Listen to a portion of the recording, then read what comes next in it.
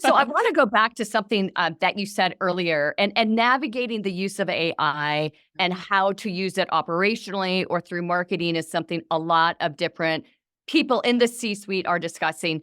Just at the beginning of April 10th, this month, Retail Dive wrote a story about Dove pledging to not use AI models in lieu of real women in its advertising. I personally love that. I think one thing that is really concerning and alarming about AI is authenticity. Mhm. What do you have to say about that? I think it's a great move by a company like Dove that it's like that actually matters. You can't claim your product does something for a physical human and then show fake computer generated models. So I applaud Dove for not using AI generated human faces or people in their marketing. I think that's a great move.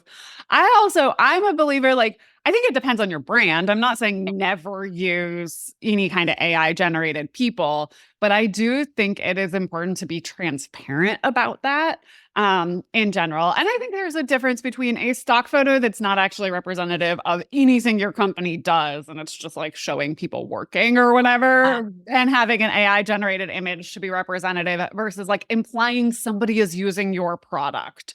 Right. Or, there is a huge difference. So I think you have to really use your critical thinking and logic of, am I misrepresenting my company, my brand, my product by using an AI generated image for this, and really weigh that out.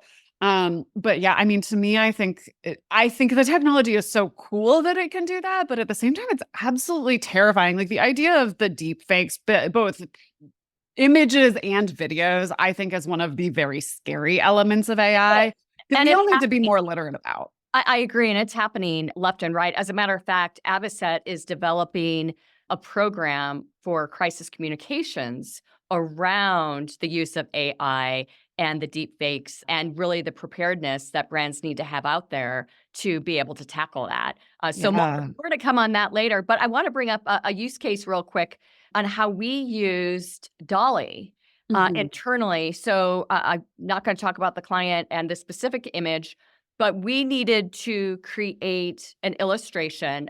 This client, our marketing approach is very illustrative and animated in everything that we do.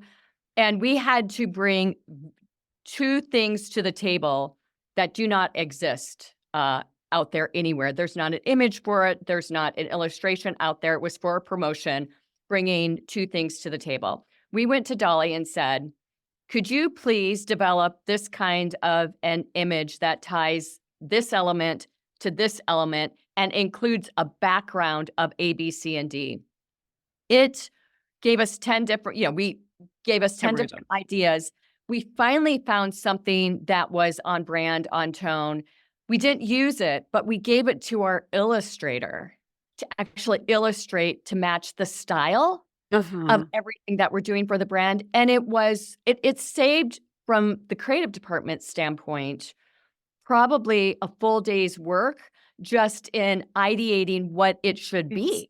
It's so great for that. Like the image generators, even if you're not using the AI image generation, like that's the actual AI image, it is such a great use to help non-designers and non-graphics people communicate what they want.